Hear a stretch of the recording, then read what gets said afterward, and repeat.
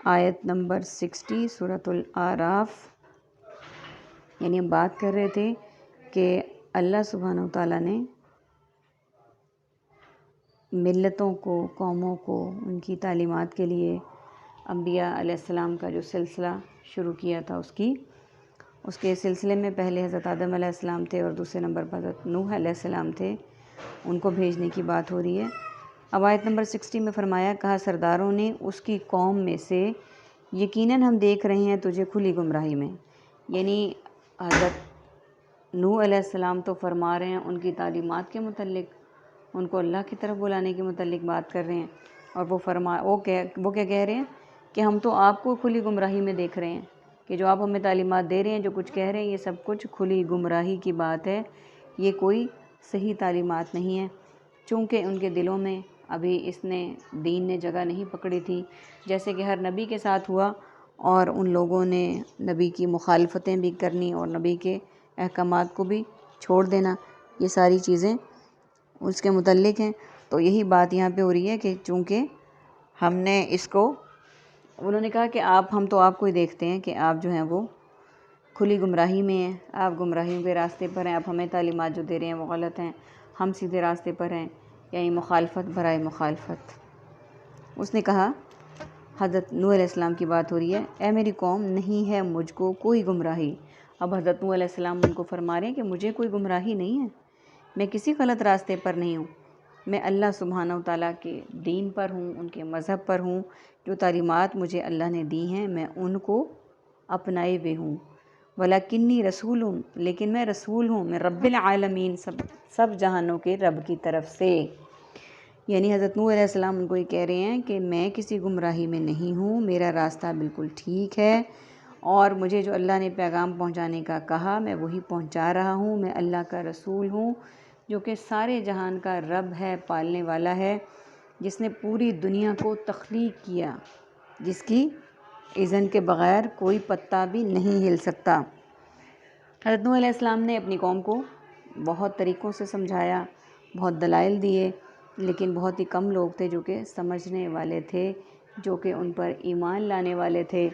کیونکہ ان کے دلوں میں مجسموں کی، بتوں کی اور ان چیزوں کی محبت جو ہے وہ جگہ پکڑ چکی تھی، اور ساتھ ہی وہ ان کے ایمان کو بھی بہت زیادہ متزلزل ہوئے ہوئے تھے۔ انہوں نے ہر طرح کی گمراہیاں کی، انہوں نے ہر طرح کی نافرمانیاں کی، ان پر اللہ تعالیٰ نے طرح طرح کے عذاب بھیجے، کوہ جودی کا جو عذاب ہے وہ بھی ان پر آیا، پانی کا عذاب بھی ان کے اوپر آیا، آسمان سے بھی اور زمین سے بھی، اور پھر پانی کے جب اللہ تعالیٰ نے ان کی قوم پر یہ پانی کا عذاب مسلط کرنا تھا، تو اس سے پہلے اللہ سبحانہ وتعالیٰ نے حضرت نوح علیہ السلام کو کشتی بنانے کا بھی کہہ دیا کہ آپ کی قوم پر اس کی نافرمانیوں کی وجہ سے جو عذاب آنے والا ہے، جو لوگ آپ پر ایمان لائے ہیں وہ اور آپ ایک کشتی بنائیے، اور میرے حکم سے، جب اللہ سبحانہ وتعالیٰ حکم دیں گے تو اس حکم سے آپ اس جگہ سے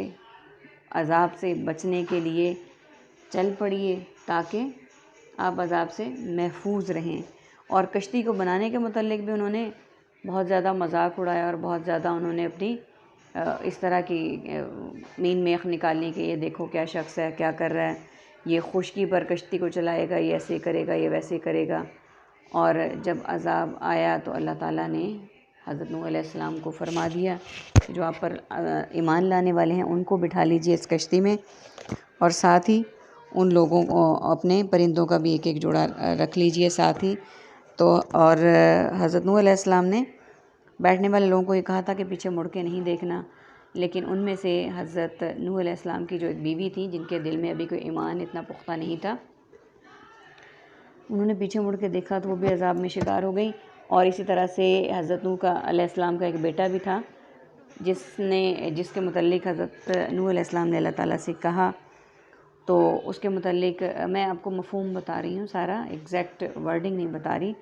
اس کے دل میں بھی ابھی ایمان جگہ نہیں پکڑا تھا، وہ بھی عذاب کا شکار ہو گیا،